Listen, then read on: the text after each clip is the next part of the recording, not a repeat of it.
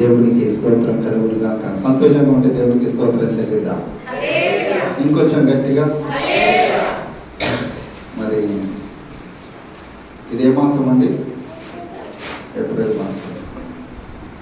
ఈరోజు 28 అంటే ఇంకా 2 రోజులైతే ఏప్రిల్ వెళ్ళిపోయి ఏమొస్తుంది? మే వస్తుంది. మరి వాతావరణము చాలా వేడిగా ఉంది కదా. ఈ 5 రోజులు ఇంకా ఎండలు ఎక్కువగా ఉంటాయంట. అయితే దేవుడు మనకు తోడుగా ఉండి ఆయన తన రెక్కల నీడల మనల్ని అందరినీ కూడా భద్రపరిచి పగటి ఎండ దెబ్బ మనకు తగలకుండా దేవుడు మనకు తోడుగా ఉండి నడిపించును గాక. ఆమేన్. మరి రానున్నటువంటి దినాలు మీరందరూ జాగ్రత్తగా ఉండాలి. సంవత్సరానికి ఒక 2 నెలలు ఎండలు ఎంత భయంకరంగా ఉంటే, ఒకవేళ ఈ సంవత్సర కాలంలో ఇప్పుడున్న ఈ ఎండ వేడి గాలి ఏదైతే ఉందో దీనికే మనం తట్టుకోలేక పోతా ఉన్నాం. ఒక్కొక్కసారి ఆలోచన వచ్చినప్పుడు మరి బైబిల్లో రాయబడినటువంటి మాట ఏంటి అని అంటే, అగ్ని ఆరదు పురుగు అక్కడ మరి ఇంకెంత వేడి ఉంటుంది కదా.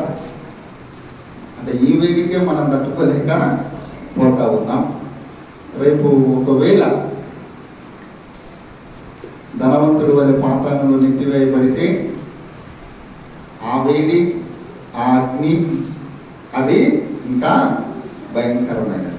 అంటే కొన్నింటిని మనము అర్థం చేసుకోవాలి. అయ్యా ఏంటి అసలు ఈ వాతావరణం ఏంటి, దీనికే నేను తట్టుకోలేకపోతా ఉన్నాను.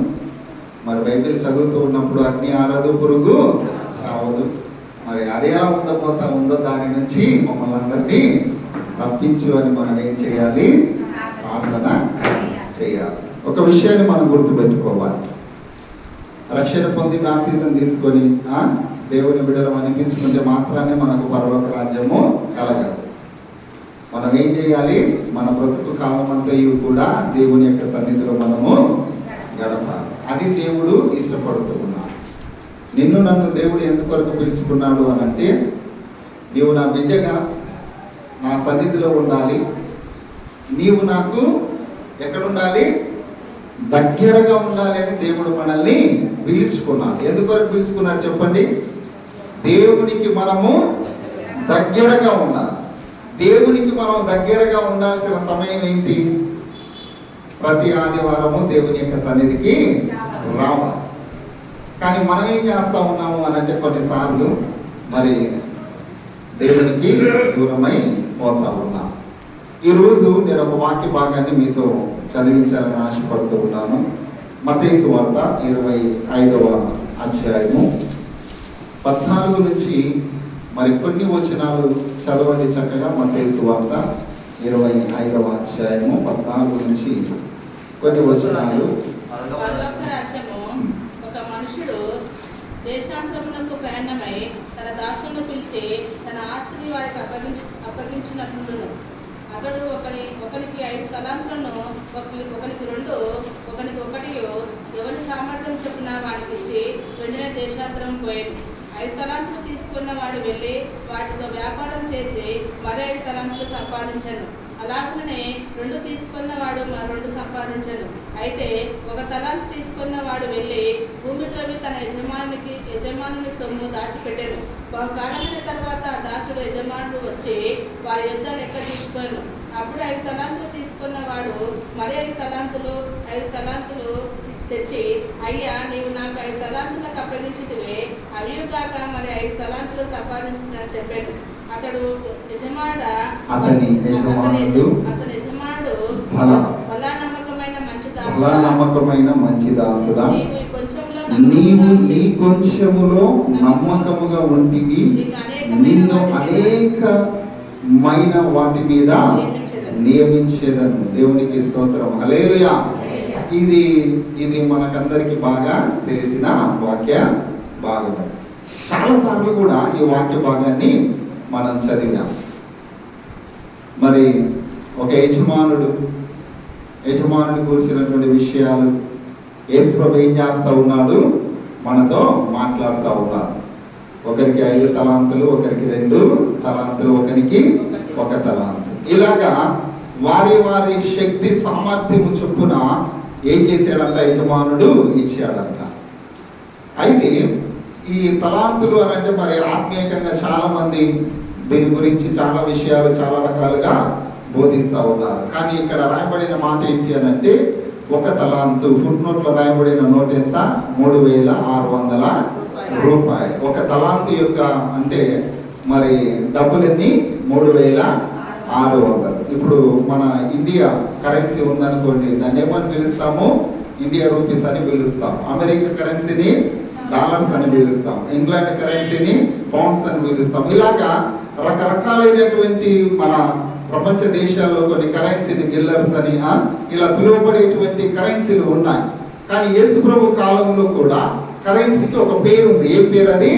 తలాంతు. తలాంతు అని అంటే 3600 రూపాయలు. కానీ ఇదే వాక్య భాగాన్ని కొంతమంది ఆత్మ చేత ప్రేరేపించబడిన వారు దేవుడు ఒక్కొక్కరికి ఒక్కొక్క తలాంతు ఇచ్చాడు. కొందరికి పాడే తలాంతు, ప్రార్థించే, ఇలాగ చాలా రకాలుగా వర్ణిస్తూ ఉంటారు. దేవునికి స్తోత్రం కలుగును గాక. హల్లెలూయా.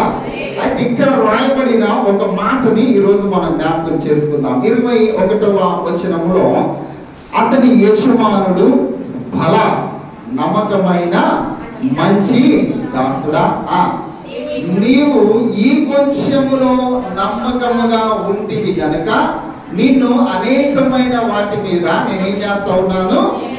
నియమిస్తా ఉన్నాను. దేవుని యొక్క వాక్యము ఈరోజు మనతో ఏం మాట్లాడుతూ ఉంది అని అంటే, నీవు ఎలాగ ఉండాలంట? దేవునికి నమ్మకంగా ఉండాలి.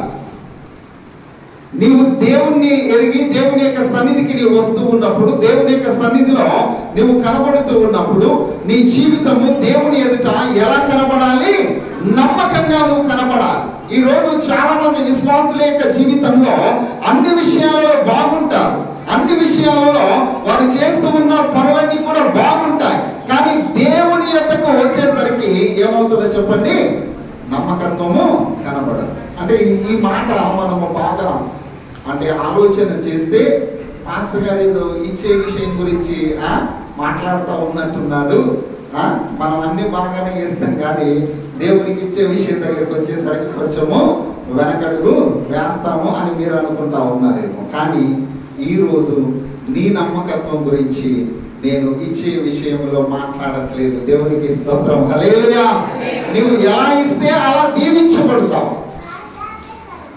నీవు దేవునికి ఎంత ఇస్తే నీకంత దీవెన, అది నీ ఇష్టం.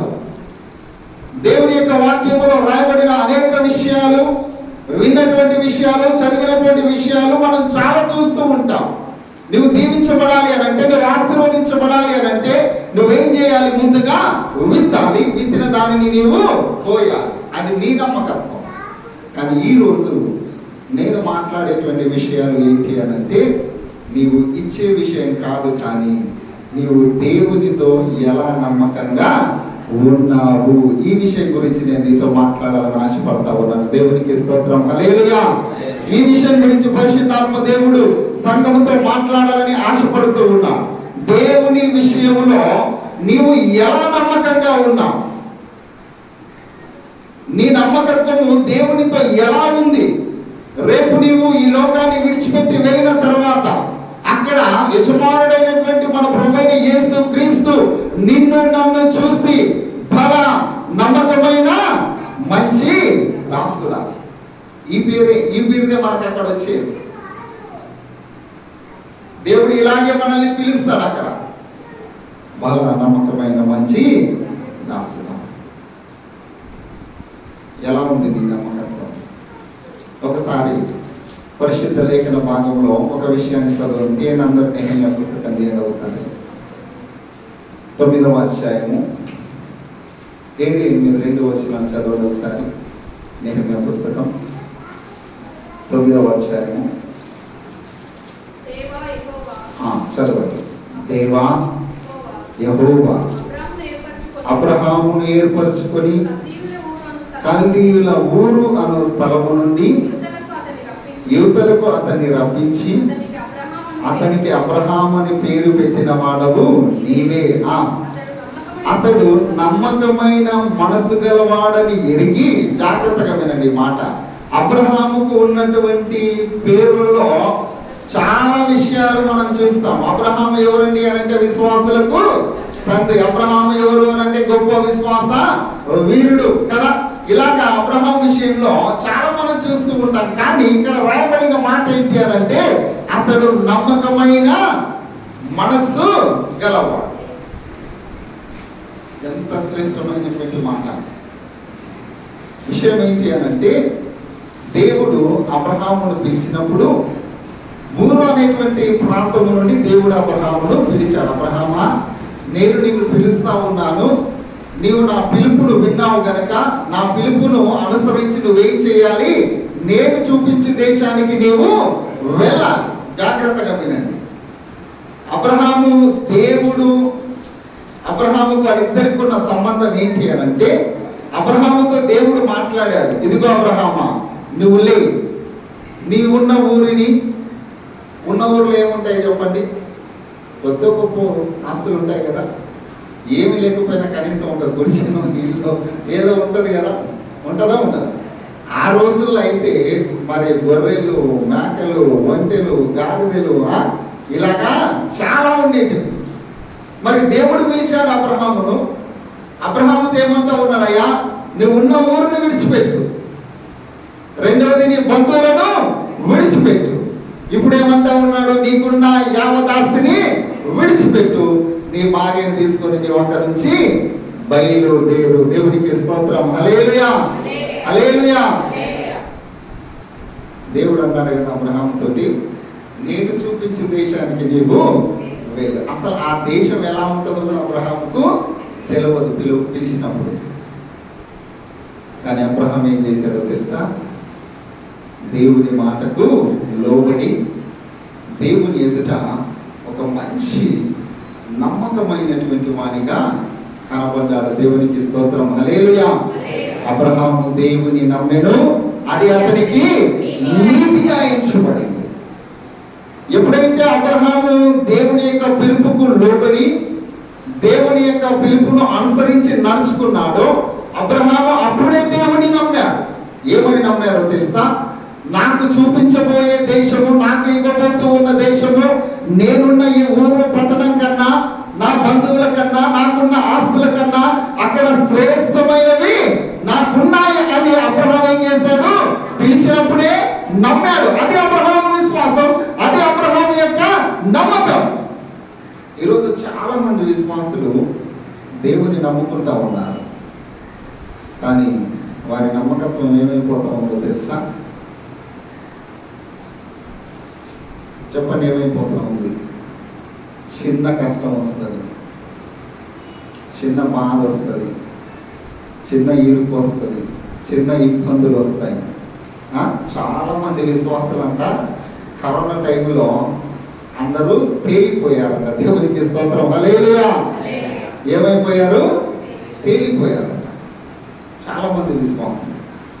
కరోనా టైంలో సహాయం చేయని వాళ్ళు కూడా సహాయం చేస్తే చెయ్యాల్సిన వాళ్ళు ఏం చేశారంట, అయ్యో మాకేదో రాబోతా ఉంది కష్టము, మాకు ఇంకా ఉన్నది ఖర్చు పెట్టేస్తే ఇక మా దగ్గర ఇబ్బంది అవుతుందేమో అని ఏం చేశారంట, ఇవ్వాల్సినటువంటి దశమ భాగాలు కానీ కానుకలు కానీ లేక చేయాల్సినటువంటి దేవుని పనుల కొరకు చేయాల్సినటువంటి పనులన్నీ కూడా ఏం చేశారంట, పక్కకు పెట్టేశారంట. ఇక ఇస్తే మాకు ఇంకా ఏమీ మిగలదు.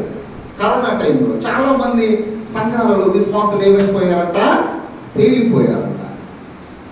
చాలా మంది దేశమానాలు కూడా వేయలేకపోయారంట. సరిగ్గా దేవునికి కానుకలు కూడా సమర్పించలేకపోయారంట. ఎందుకోసమో తెలుసా? సారపతిలో ఉన్న విధవరాలు ఏమనుకుంది, ఇక ఉన్న ఈ పిండి, ఈ నూనె నేను నా బిడ్డని చనిపోతే పర్వాలేదు అని అనుకుంది.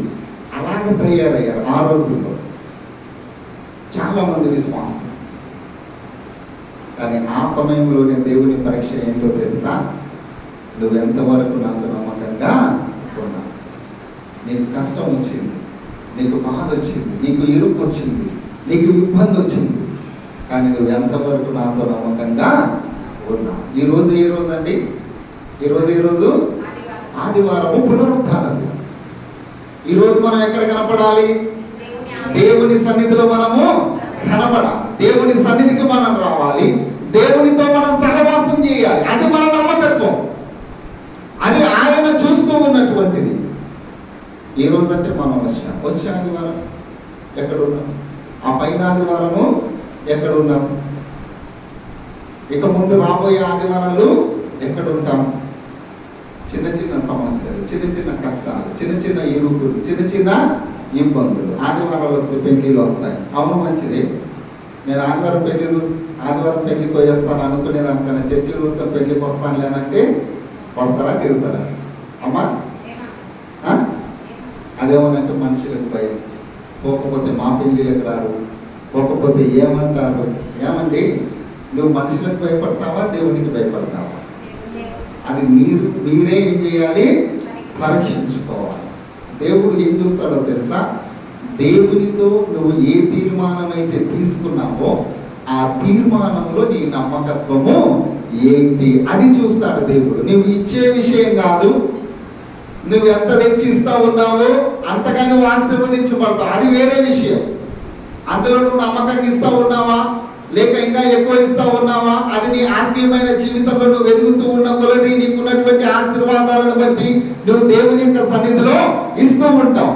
కానీ నువ్వు దేవునితో తీర్మానం తీసుకుంటావు కదా, ఇది మొదలుకొని నా జీవిత కాలం అంతయు ఎంతకాలము? సత్యంత కాలము. కష్టం వచ్చినా, బాధ వచ్చినా, ఇరుకు వచ్చినా, ఇబ్బంది వచ్చినా, ఈ లోకంలో ఎవరు నన్ను వెలివేసినా నేను మాత్రము నిన్ను అనుసరించి నడుస్తాను. ఇది తీర్మానం.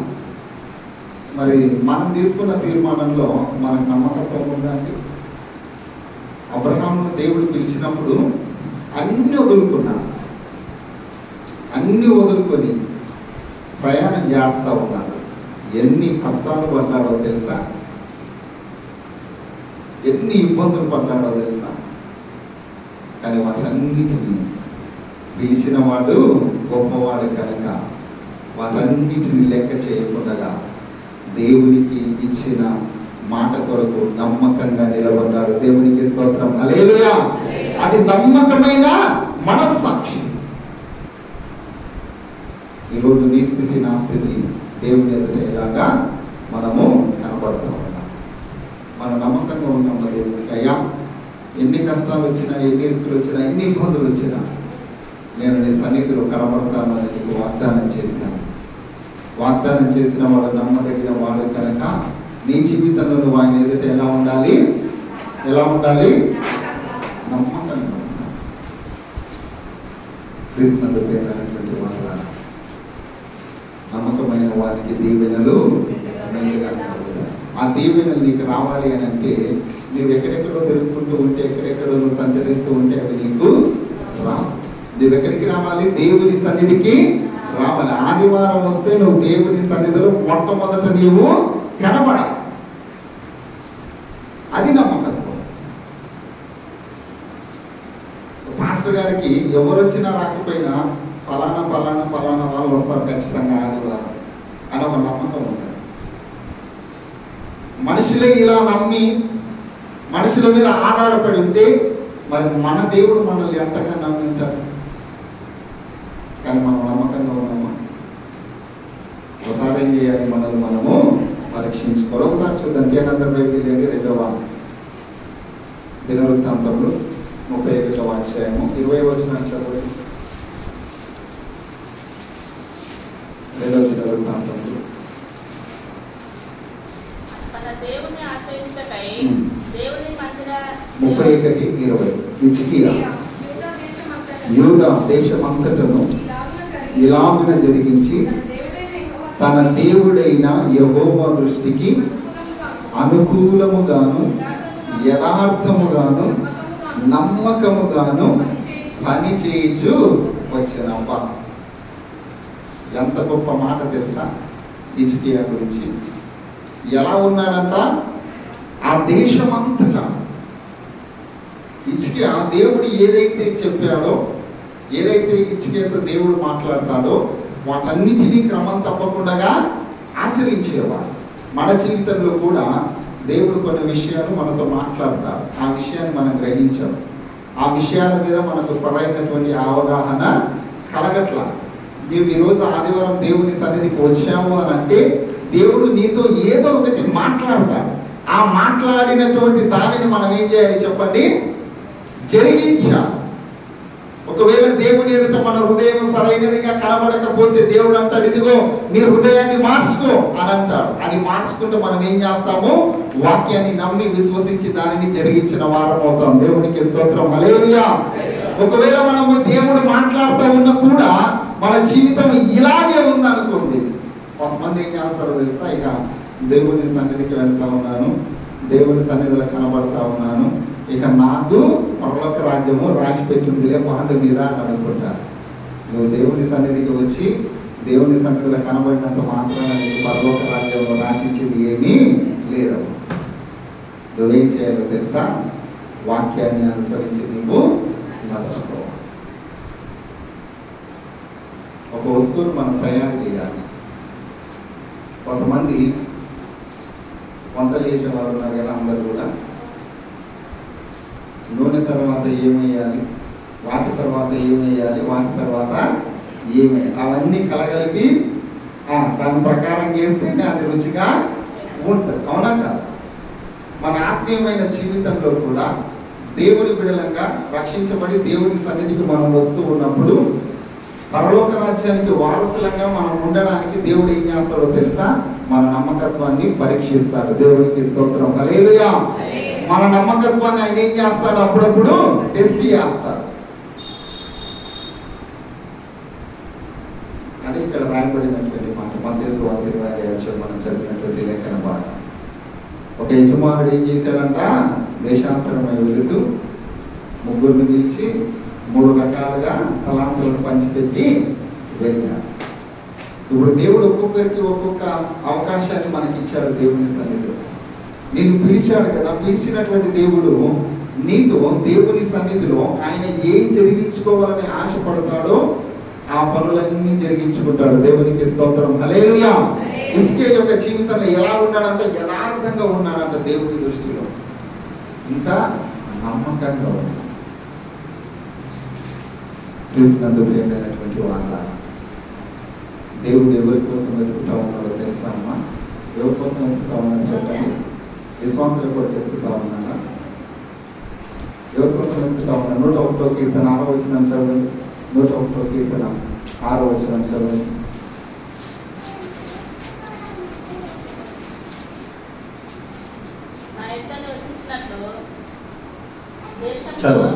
నా యొద్ద నివసించినట్లు దేశంలో నమ్మకస్తులైన వారిని ఏం చేస్తా ఉన్నాడంట? ఆయన కనిపెడతా ఉన్నాడు. దేని కొరకైనా కనిపెడతా ఉన్నాడు? నా యొద్ద నివసించినట్లు. నాతో ఎవరెవరు ఉండాలి? నా సహవాసంలో ఎవరెవరు ఉండాలి? నాకు నమ్మకమైన వారు కావాలండి. ఎందుకొరకో తెలుసా? రేపు దేవుని యొక్క పని ఒకటి ఉంది మనకు. దేవునికి స్తోత్రం కలుగును గాక, హల్లెలూయా. దేవుని యొక్క మనం చేయాల్సిన పనులు కొన్ని ఉన్నాయి విశ్వాసులంగా. సంఘంలో విశ్వాసులైనటువంటి వారు ఏదైనా ఒక మీటింగ్ కానీ ఒక మరి కార్యం కానీ జరుగుతూ ఉన్నప్పుడు కొన్ని పనులు చేయడానికి ఏం చేస్తారు చెప్పండి? ఎవరు మా పని చేస్తారు? ఈ పని ఎవరికి అప్పగిస్తే దీన్ని ఎవరు పూర్తిగా సంపూర్ణంగా చేస్తారు, వాళ్ళకి అప్పగిస్తారు. అంటే నమ్మకమైన వారికి అప్పగిస్తే ఏమవుతుందో చెప్పండి? ఆ పని పూర్తయిపోవాలి. దేవుడు కూడా ఏం చేస్తూ ఉన్నాడు అని అంటే, నా యొద్ద నివసించాలి, నా యొద్ద కొంతమంది నాకు కావాలి. ఆయన పనులు చేయడానికి, ఆయనతో ఉండడానికి నమ్మకమైన వారిని ఆయన ఏం చేస్తూ ఉన్నాడో తెలుసా? సంఘంలో కనిపెడతా ఉన్నాడు. ఎలా కనిపెడతా ఉన్నాడు? ఏదో 2 వారాలకు ఒకసారి వచ్చి కనపడి మోకరించి చేతులెత్తి ప్రార్థన చేసి ఇంటికి వెళ్ళి మళ్ళీ 4 వారాల తర్వాత వచ్చి అలాంటి వారి కొరకు ఆయన కనిపెట్టట్లా. నెలకొకసారి కనపడి వచ్చి దేశం భాగం ఇచ్చి, నెలకోసారి వచ్చి కానుకలు ఇచ్చి నేను ఇచ్చానులే, సంపాదించిన దానిలో నమ్మకంగా, అలాంటి వారి కొరకు ఆయన కనపడతాం. నీవు ఇవ్వాలి, క్రమం తప్పకుండా దేవుని సన్నిధికి రావాలి. అది నమ్మకం. దేవునికి స్తోత్రం. హల్లెలూయా. ఇస్తేనే నమ్మకం కాదు, వస్తేనే నమ్మకం కాదు. నువ్వేం చేయాలి? ఈ రెండు చేయాలి. కానీ మానవుడు ఏం చేస్తా ఉన్నాడో తెలుసా? మానవుని ఎక్కడ పడిపోతా ఉన్నాడో తెలుసా? ఈ వారం నాకు కొంచెం ఇబ్బంది అయింది సార్, నేను రాలేక పోతా ఉన్నా. ఈ వారం నాకు కొంచెము ఇరుకులు ఉన్నాయి సార్, కష్టం వచ్చింది సార్, నేను అక్కడికి వెళ్ళాలి సార్, ఇక్కడికి వెళ్ళాలి సార్, నాకు కొంచెం బాధ అనిపించింది సార్, నేను రాలేకపోతా ఉన్నాను. ఇశ్రాయేలు ప్రజల యొక్క పరిస్థితి ఏంటో తెలుసా? ఐగుప్తులో వాళ్ళు ఉన్నప్పుడంతా వాళ్ళు కన్నీరు గార్చి దేవునికి మొరపెట్టారట. దేవునికి స్తోత్రం. హల్లెలూయా. వారికి వచ్చిన బాధలు, వారిని పెడుతూ ఉన్న హింసలు, వారికి వచ్చినటువంటి కష్టాలు, ఇక మనుషుల దగ్గరికి వెళ్ళి చెప్పుకుంటే మాకు ప్రయోజనము లేదు, మమ్మల్ని విడిపించేవాడు ఐగుప్తులో ఎవరు లేరు అని వారు ఎక్కడికి వెళ్ళారంట? దేవుని సన్నిధికి వెళ్ళారు. దేవుని యొక్క వారు మొరపెడుతూ ఉన్నారు. దేవుడు ఏం చేశాడో తెలుసా? ఒకరోజు వారిని దర్శించే కాలం వచ్చింది. దేవునికి స్తోత్రం. హల్లెలూయా. వారి యొక్క మొరలు వినేటువంటి సమయం వచ్చింది. అప్పుడు దేవుడు అన్నాడు మోషేతోటి, ఇదిగో మోషే, నేను వారి యొక్క బాధలను చూస్తూ ఉన్నాను, వారి మొరలను నేను వింటూ ఉన్నాను. ఎంత గొప్ప మాట తెలుసా అండి? మీకు ఇంకొక విషయం తెలుసా? యాకోబుకి ఎంతమంది భార్యలు? బైబిల్లో ఉన్న యాకోబుకి ఎంతమంది చెప్పండి? ఇద్దరు. ఒకరేమో లేయా, ఒకరు రాహేల్ కదా. కానీ రాహేల్ ఇచ్చిన స్టేట్మెంట్కి, లేయా ఇచ్చిన స్టేట్మెంట్కి ఎంత తేడా ఉంటుందో తెలుసా? లేయా అంటది, దేవుడు నా బాధను ఆయన చూశాను, నేను ఎంత బాధపడతా ఉన్నానో ఇంట్లో. సొంత మరి లేయా రాహేల్ ఇద్దరు అక్క చేయలేంటే కదా, కౌల పిల్లలు కదా, ఇద్దరు ఒకే రకంగా ఉంటారు. మరి వాళ్ళ ఇంట్లో పిల్లలు లేరని లేయా ఎంత బాధపడి ఉంటుంది కదా. భర్త చేత, ఇటు సహోదరి చేత, ఇంట్లో ఉన్నటువంటి వారి చేత ఎంత వేదన, ఎంత రోదన కదా, ఎంత కష్టము. కానీ ఒక రోజు లేయా ఏమనంటూ ఉందో తెలుసా? దేవుడు నా బాధను చూచాను. దేవునికి స్తోత్రం. హల్లెలూయా. నువ్వు ఏ స్థితిలో ఉన్నావో, ఏ కష్టంలో ఉన్నావో, ఏ బాధలో ఉన్నావో, ఏ ఇరుకుల్లో ఉన్నావో దేవుడు నిన్ను చూస్తావు. కానీ ఆ ఉన్న స్థితిలో నువ్వు ఎలా ఉన్నావో తెలుసా? నమ్మకం కలిగి జీవించాలి. ఈ వారం నాకు కష్టం వచ్చింది సార్, నేను రాలేకపోయినా. ఈ వారం నాకు బాధ వచ్చింది సార్, నేను రాలేకపోయినా. ఈ వారం నేను కొంచెం ఊరు వెళ్ళాను సార్, నేను రాలేకపోయినా. ఈ వారం నాకు పెళ్ళి ఉంది సార్, నేను రాలేకపోయినా. ఈ వారం మా ఫ్రెండ్స్ వచ్చింది, నన్ను తీసుకొని పోయింది సార్, నేను రాలే. ఇది దేవునికి ఇష్టమైనటువంటి పని కాదు. ఇది నమ్మకమైన విశ్వాసం చేసేటువంటి పని కాదు. దేవుని యొక్క నివసించడానికి ఆయన ఎవరిని కనిపెడతా ఉన్నాడు చెప్పండి? నమ్మకమైన వారు. ఈరోజు మీరు అందరూ వచ్చారు అని అంటే సంఘంతో సహవాసం చేస్తూ ఉన్నారు, అంత మాత్రమే కాదు. కానీ మీరు ఎవరితో ఉన్నారు? ఇప్పుడు దేవునితో మీరు ఉన్నారు. దేవునికి స్తోత్రం. హల్లెలూయా. దేవుని సన్నిధి మనతో ఉంది. నా యొద్ద నివసించినట్లు నమ్మకమైన వారిని నేను కనిపెడతా ఉన్నా. ఇంకెవరు వస్తారు, ఇంకెవరు వస్తారు, ఇంకెవరు వస్తారు కదా. క్రీస్తునందు ప్రేమైనటువంటి వార్త, మన జీవితంలో మనమందరం దేవుని ఎదుట ఎలా కనపడాలి? నమ్మకంగా కనపడాలి, యథార్థంగా కనపడాలి. దేవుని సన్నిధికి రావడంలో క్రమం తప్పకుండా దేవుని సన్నిధిలో మనం కనపడడానికి నమ్మకంగా దేవుని ఎదుట మనము జీవించాలి. ఒకరోజు దేవుడు నిన్ను నన్ను ప్రశ్నిస్తాను. ఈ విషయాన్ని మనం గుర్తుపెట్టుకోవాలి. నా దినములన్నీ ఎక్కడ రాయబడ్డాయి? జీవగ్రంథంలో రాయబడ్డాయి. మినిట్ టు మినిట్, నువ్వు పుట్టినది మొదలుకొని మట్టిలో కలిసేంత వరకు నీ గురించి ప్రతిదీ కూడా అక్కడ రాయబడుతుంది. 2024 ఏప్రిల్ మాసం 28వ తేదీ ఆదివారము ఉదయం 10 గంటల నుంచి 12 గంటల వరకు నువ్వు ఎక్కడ ఉన్నావో అక్కడ రాయబడుతుంది. ఈ 2 గంటల సమయం నువ్వు ఎంత నమ్మకంగా దేవుని యొక్క సన్నిధికి వచ్చావో దేవుడు చూస్తాడు.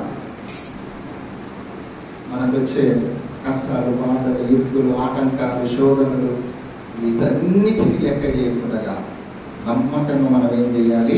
దేవుని సన్నిధికి రావాలి. దేవునికి స్తోత్రం. హల్లెలూయా. ఇంకా రానున్నటువంటి కొన్ని రోజులు వస్తాయి మనకైతే రాకపోవచ్చు, కానీ క్రైస్తవులకు శ్రమలు సంభవిస్తాయి కనుక అది ఏదో రకంగా కొన్ని విషయాల్లో జరగవచ్చు. దానియేలు గురించి మనకందరికీ బాగా తెలుసు కదా. దానియేలు ఎలాంటి వాడో తెలుసా? దేవుని ఎదుట చాలా నమ్మకమైన, ఒక మంచి అధికారం కలిగినటువంటి వాడు. దాన్ని చూడండి, ఒక మాట చదవండి, చెప్పేదానికన్నా కూడా చదివిస్తానమాట. దానియేలు పుస్తకం 6వ అధ్యాయం 4వ వచనం చదవండి ఒకసారి. అందుకు ప్రధానులను, అధిపతులను, రాజ్యపాలన విషయంలో దానియేలు మీద ఏదైనా ఒక నింద మోపాలని తగిన హేతువు కనిపెట్టుచుండిరి. గాని దానియేలు నమ్మకస్తుడై ఏ నేరమైనను, ఈ మాట జాగ్రత్తగా, దానియేలు ఏమైనాడమ్మా? నమ్మకస్తుడై ఏ నేరమైనను, ఏ తప్పైనను చేయవాడు కాడు గనక దానియేలులో తప్పైనను లోపమైనను కనుగొనలేకపోయాడు. దేవునికి స్తోత్రం. హల్లెలూయా. దానియేలును ఎలాగైనా పట్టుకోవాలి, అది వాళ్ళ యొక్క తంత్రం. దానియేలు రాజుకు నమ్మకంగా ఉన్నాడు. దానియేలు చేసే పనిలో నమ్మకత్వం ఉంది. దానియేలు ఏ పని చేసినా, రాజు అప్పగించిన ఏ బాధ్యతనైనా సరే దానియేలు నమ్మకంగా చేశాడు. దేవునికి స్తోత్రం. హల్లెలూయా. అయితే రాజు ఇంకొక ఆజ్ఞ కూడా ఇచ్చాడు. ఏమన్నా తెలుసా? నన్ను తప్ప ఇక వేరే దేవుని ఎవరు ఆరాధించు. అప్పుడు దానియేలు ఏం చేశాడండి? అది రాజు ఆజ్ఞ కదా, రాజుకు నమ్మకంగా ఉన్నాడు కదా. ఇప్పుడు దానియేలు ఏం చేయాలి? లెక్క ప్రకారము ఏం చేయాలి? ప్రార్థన చేయకూడదు, అవునా కదా? కానీ దానియేలు ఏం చేశాడు? యథావిధిగా రాజాజ్ఞ కన్నా ముందు ఏదైతే జరిగిందో, రాజాజ్ఞ కన్నా తర్వాత ఏదైతే జరగబోతా ఉందో వాటితో దానియేలుకు సంబంధము లేదండి. దానియేలు యొక్క జీవితంలో ఏదైతే జరుగుతూ వస్తూ ఉందో, ఆయన జీవిత కాలంలో దేవుణ్ణి ఎలాగైతే ఆరాధిస్తూ ఉన్నాడో, ఎలాగైతే ప్రార్థిస్తూ ఉన్నాడో, దేవునికి ఎలాగైతే నమ్మకంగా ఉన్నాడో, యథావిధిగా ప్రతిరోజు దానియేలు ఏం చేస్తూ ఉన్నాడంట? మేడపై గదిలోనికి వెళ్ళి ఆ మేడపై గది మీద ఉన్నటువంటి కిటికీని తెరిచి యెరూషలేము తట్టు తన 2 చేతులెత్తి ఏం చేస్తూ ఉన్నాడు? ప్రార్థన చేస్తా ఉన్నాడు. ఎంత నమ్మకం అండి దేవునికి! ఇక్కడ రాజుకు నమ్మకంగా ఉన్నాడు, అక్కడ దేవునికి నమ్మకంగా ఉన్నాడు కదా. ఒకవేళ అదే పరిస్థితి కనుక మనకు వస్తే మనం చేస్తాం, ప్రార్థనకి వెళ్ళొద్దంటారు. వెళ్తే మనల్ని ఏం చేస్తారు? ఎందుకు వెళ్ళడం అవసరం అని కిందికి చాలా మంది కదా. ఈరోజు చాలా మంది విశ్వాసులు భయం కలిగి, భక్తి కలిగి దేవుని సన్నిధికి వచ్చేవాళ్ళు కొద్దిమంది, కానీ అవకాశం చూసుకొని వచ్చేవాళ్ళు చాలా మంది ఉన్నారు. అవకాశం దొరికినప్పుడు వెళ్దాంలే అనుకొని వచ్చేవాళ్ళు చాలా మంది ఉన్నారు. నీకు అవకాశం దొరికినప్పుడు కాదు రావాల్సింది, అది కాదు నీ నమ్మకత్వం. నువ్వు దేవుని బిడ్డగా తీర్మానం తీసుకున్నప్పుడే, ఏ నమ్మకం కలిగి నువ్వు దేవుని యొద్దకు వచ్చావో ఆ నమ్మకత్వంతో నువ్వు దేవుని సన్నిధిలో కనబడాలి. దేవునికి స్తోత్రం. హల్లెలూయా. ఒకరోజు దేవుడు ఏమంటాడో తెలుసా? నా యందు మీకు సమాధానం కలుగునట్లు ఈ మాటలు నేను మీతో చెప్పుచూ ఉన్నాను. ఏమంటూ ఉన్నాడో తెలుసా? ఆయన లోకములో మీకు శ్రమలు సంభవిస్తాయి, లోకంలో మీకు కష్టాలు వస్తాయి, లోకంలో మీకు ఇరుకులు వస్తాయి, ఇబ్బందులు వస్తాయి, అయినా కూడా మీరు ధైర్యంగా ఉండండి. ఎందుకొరకనంటే నేను వాటన్నిటిని ఎప్పుడో జయించి వేసాను. దేవునికి స్తోత్రం. హల్లెలూయా. కానీ విశ్వాసం అంటూ ఉన్నాడయ్యా, ఆదివారం రావాలంటే మాకు కష్టాలు వస్తున్నాయి, శోధనలు వస్తున్నాయి, బాధలు వస్తున్నాయి, ఇరుకులు వస్తూ ఉన్నాయి అని ఎక్కడ ఇంటి దగ్గరే ఆగిపోతా ఉన్నాడు. కానీ దేవుడు అంటా ఉన్నాడు, నేను ఎప్పుడో జయించాను వాటన్నిటిని, నువ్వు నమ్మకంగా నా సన్నిధికి రా. అర్థమైంది కదండి మీకు? దేవుడు ఏం చేశాడంట? వీటన్నిటిని ఎప్పుడో జయించేశాడంట. మరి యేసు ప్రభుకి ఎన్ని శ్రమలు వచ్చాయి, ఎన్ని కష్టాలు వచ్చాయి, ఎన్ని ఇరుకులు వచ్చాయి, ఎన్ని ఇబ్బందులు వచ్చాయి, అవునా కాదు? ఆయన ఎంతగా శ్రమపడ్డాడు.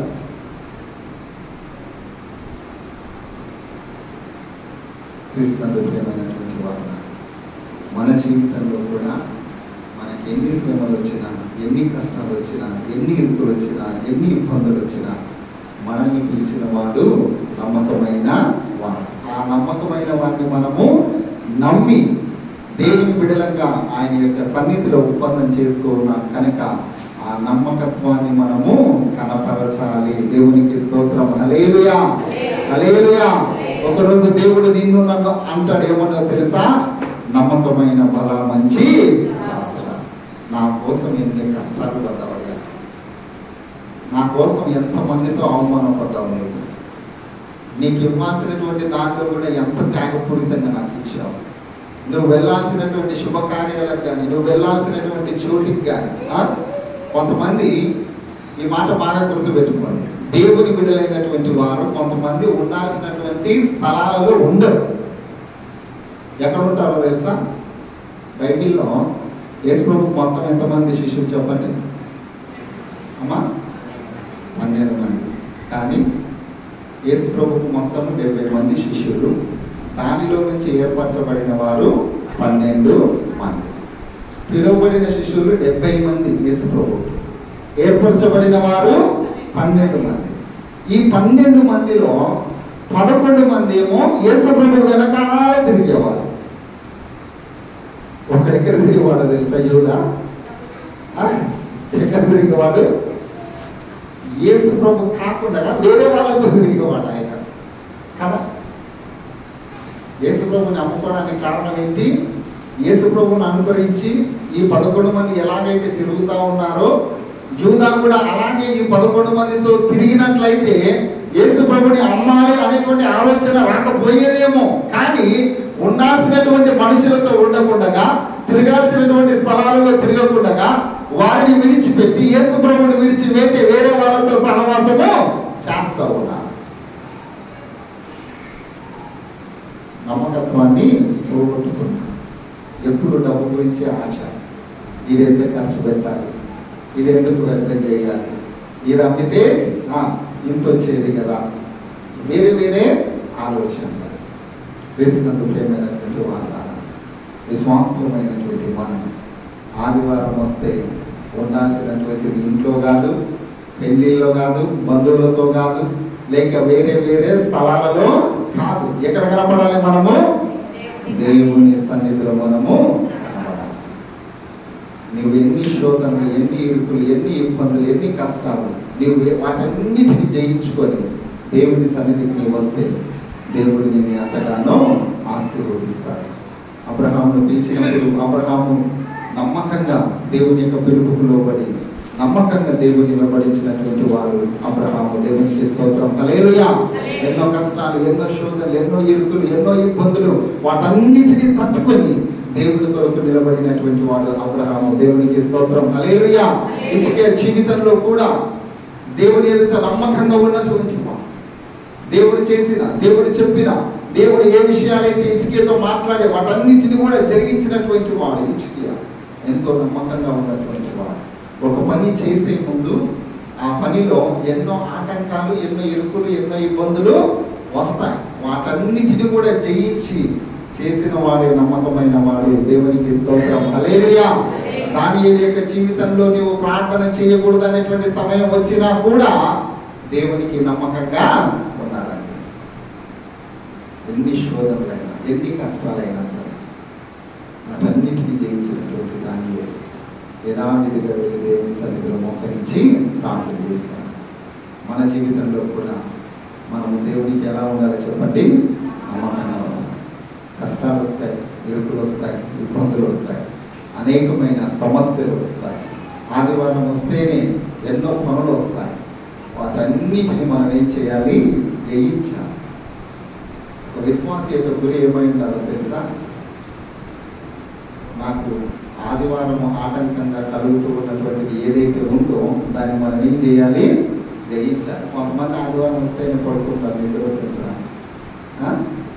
ఆది మనిషి పడుకున్నాను, లేచి చూస్తే టైము 2 అయింది. సాతాను అంతే. కొంతమంది తింటారు, మంచిదే, తినడము పడుకోవడము అన్నీ మంచిదే. కానీ నీకు వచ్చే ఆటంకం ఏదైతే ఉందో దాన్ని నువ్వేం చేయాలి? నమ్మకంగా జయించాలి. నీ గురి ఆదివారము అక్కడ ఇక్కడ కాదు, ఎక్కడ ఉండాలి? దేవుని సన్నిధిలో. కారణం ఏంటో తెలుసా? ఆయన యొద్ద నివసించడానికి నమ్మకస్తులను ఆయన కనిపెడతా ఉన్నారు. నీవు నేను నమ్మకంగా ఆయన ఎదుట కనబడతాం.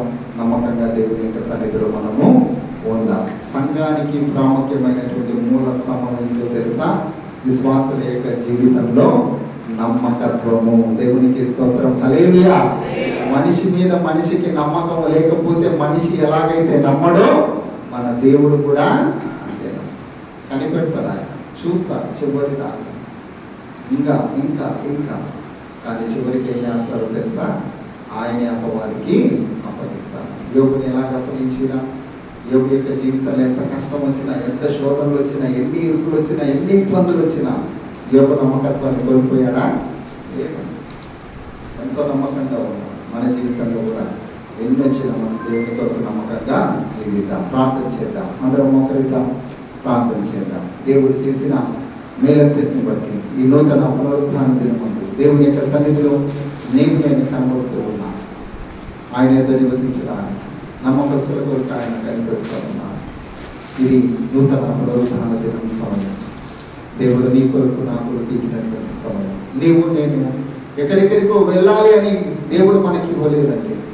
దేవుని సన్నిధిలో మనం కనపడాలి. దేవుని సన్నిధిలో ఆయనను మనము స్తుతించాలి, ఆరాధించాలి, వైపరచాలి, ఘనపరచాలి. ఇది దేవుడు మనకిచ్చిన శ్రేష్టమైన సమయం. కానీ కొంతమంది దేవుని యొక్క సన్నిధికి రాలేదు, దేవునికి నమ్మకంగా వెళ్ళకపోతా ఉన్నారు. ఒకవేళ ఇప్పటి వరకు మనం ఆ స్థితిలో ఉన్నాము, ఈరోజు ఒక తీర్మానం తీసుకున్నాం. ప్రభువా, వచ్చే ఆదివారం, ఆ పైన ఆదివారం, నా జీవిత కాలంలో ఆదివారం నాయన నీ సన్నిధిలో తప్ప ఎన్ని కార్యక్రమాలు వచ్చినా, అవి వివాహాలు కానీ ఇంకోటి ఏవైనా ప్రభువా, వాటన్నిటిని కూడా జయించి నమ్మకంగా నీ సన్నిధికి వస్తాను అన్న ఒక తీర్మానంతో మనం వెళ్ళాం. ఇప్పటి వరకు ఒకవేళ దేవుని యొక్క వాక్యానుసారంగా ఈ మాటలు మనం వినలేదేమో, అందుకొరకే దేవుడు మనతో మాట్లాడాడేమో. ఆదివారం అనగానే నేను దేవుని యొక్క సన్నిధిలో కనబడాలి, దేవుని యొక్క సన్నిధిలో నేను ఉండాలి అనేటువంటి విషయాన్ని ఇన్ని రోజులు గ్రహించలేదేమో. ఈ రోజైనా సరే, అయ్యా నాకు ఎన్ని శ్రమలు, ఎన్ని శోధనలు, ఎన్ని కష్టాలు, ఎన్ని ఇరుకులు, ఎన్ని ఇబ్బందులు వచ్చినా, ఎంత బిజీ షెడ్యూల్ అనుకున్నాం, వాటన్నిటినీ విడిచిపెట్టి ఆయన నీ సమయాన్ని నీ సన్నిధిలో గడిపి నేను నమ్మకస్తునిగా నీ సన్నిధిలో ఉంటాను ప్రభు అని మనమే తీర్మానం తీసుకుందాం.